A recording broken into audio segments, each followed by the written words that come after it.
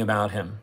Maybe because you're in the relationship or out of the relationship. Either way, he's still on your mind. Like he's living rent free inside your head. And almost every single day, you're thinking about what you could have done differently.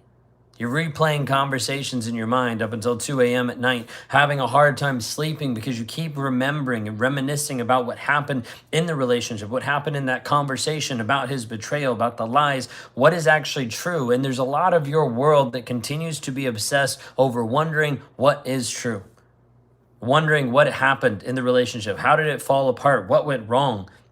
Was it you? Was it him? He kept saying that you were too emotional, too insecure. You were the awful one. Was that true? Was it not? There's a piece of your mind that's almost obsessed and it can't let go of certain pieces of the relationship and certain pieces of the past.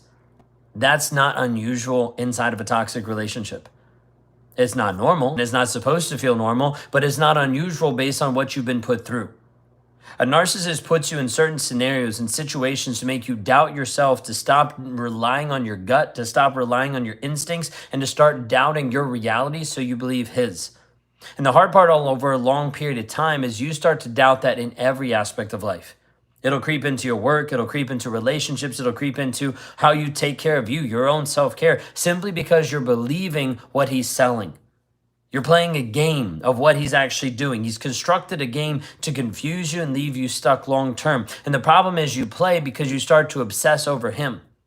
And even though in your mind, this isn't a good idea, even though in your mind, like, hey, this is hard, like I should let go of this, I should move forward, your heart says a different thing. This is what cognitive dissonance is. It's the back and forth, the obsession and the compulsion, while at the same time knowing this isn't healthy. Majority of addicts don't want to be addicts. Like, the majority of addicts aren't like, hey, it's awesome, I'm an addict. Like, no, they typically don't want to be an addict, but they're stuck inside this loop that keeps happening. And that loop is very similar inside of your relationship with the guy that you're currently with. Because there's a piece of you that feels still obsessed about him.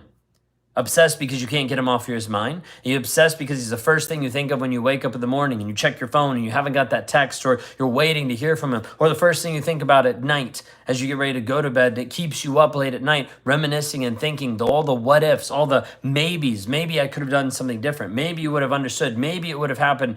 All of those things will only leave you stuck and confused long term. They won't actually let you heal. They produce a different level of obsession that produces this addiction that becomes this trauma bond that leaves you stuck. Whether we call it obsession, whether we call it addiction, whether we call it trauma bond, doesn't matter. It's all the same thing. It's the piece that doesn't let you heal and move forward, but instead you're writing inside of his own story. You're being stuck inside the villain of his own story. You're being trapped inside of everything that he's already put you in, and the subconscious programming leaves you so stuck, you're still obsessing, thinking, wondering, worrying about him. This piece keeps you stuck for a long period of time because it's like a mental and emotional addiction. But the difference between this and a regular addiction is your addiction has legs. Your addiction has a voice. Your addiction can walk back into the room and can try to confuse and leave you stuck, can try to manipulate you, can try to lie to you, can try to comfort you while at the same time he's stabbing you in the back. That's why your addiction to this guy is even harder to break. Because it's not just your regular run-of-the-mill addiction. It's this addiction that's going to keep chasing and attacking you and then keep pretending that he never had anything to do with it. The addiction that's in your life is this obsession, this trauma bond that you have with the toxic guy inside your world. And there's a piece of you that knows, logically, it's not healthy, that you should let go, that you should move forward, that you should break that bond. There's a piece of you that knows and understands this, but that hasn't connected to the heart. That hasn't connected to the emotions. And oftentimes what I find is people have this gap in their life of knowing, hey, this is what I don't want in my life, and I want something different. I just don't know how to get there. I don't know how to bridge that gap to actually move from where I am to where I actually want to be. I don't know how to break up. I don't know how to leave. I don't know how to go to contact. I don't know how to stay no contact. I don't know how to have healthy boundaries. There's oftentimes this gap in between what people want and what their current reality. This is what I work to help people bridge. And I do this in two different ways inside of Raw Motivations. We do this inside of walking you through a healing journey and also a growth mindset.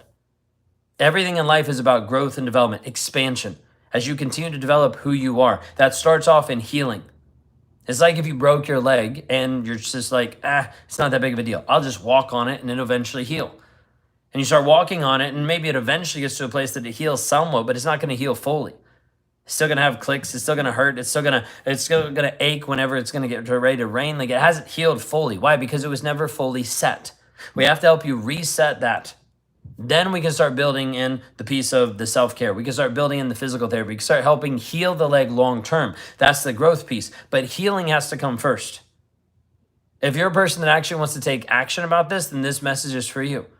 Because I'm not interested in hearing you vent. I'm not interested in the story that has you stuck for such a long period of time, because you already know that that's left you stuck. You don't need more information. You don't need more people to hear you. You don't need anything else except clarity about your situation so you can actually be free.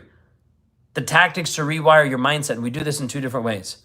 One is we have to focus on teaching you how to process the triggers so they no longer affect you. You're constantly getting triggered 24/7 from this guy, whether it's with him or whether it's without him. The mind is still getting triggered. That's why you can't stop thinking about him. The other piece is we have to work on changing the subconscious programming. You have subconscious programming overlaid inside of your mind. It's like the operating system that's happening because of how much he's used and abused you for such a long period of time, confused and gaslit you to make you doubt your reality. So we have to work on helping you process the triggers, work through the emotions, and also shift the subconscious programming, break the trauma bond. Then we have to help you actually rebuild the boundaries. Because if you don't have boundaries inside of your life, all it does is it indicates to yourself that you don't have healthy self-respect for you. Because the boundaries that you set keep getting rolled over and over and over again, and you don't stand up for you because you're used to it. You're conditioned to, you can't do that. That's abusive. That's too much. That's controlling. And then we have to help you actually see and understand who you are. Because there's a version of you that's been lost inside of this relationship. It's a version of you that's a shell compared to who you used to be. That version of you is not gone. It's just been buried underneath all of the confusion, all the gaslighting, all the lies, all the shit that he's placed upon you. And it's time for that version of you to rise. To actually be free. Mentally and emotionally, to break the trauma bond, to break the triggers, to no longer have this obsession towards him, but actually have an obsession towards your own growth, your own healing. But that choice is for you. I work with women who are tired of the abuse, who are tired of having him write your own story, who are tired of the gaslighting and the lies, and they want a different life for themselves. A life that's filled with clarity, with confidence, with certainty in who they are and who they're called to be. If that's you and you're watching this today, then it's time for you to make a moment, a step, for you to step out of the obsession and step into the progression of your own life. If you want to do that, let's have a free strategy session and sit down and talk about where you are, where you want to go, and how I can help bridge that gap. I just talked about it. The healing journey, the growth mindset, will walk you through what that looks like for you personally, so you can find healing, so you can find you once again. Go to rawmotivations.com/breakthrough. Watch a quick video from me just explaining a little bit more of what I do, fill out a quick form, and then schedule your free strategy session. Either jump into a call with me or jump into one of our challenges. The goal is that we get you clear, we get you confident, we help you find your freedom once and for all. So you can go to rawmotivations.com/breakthrough, or you can leave a comment, breakthrough, down below, and I'll send you a link.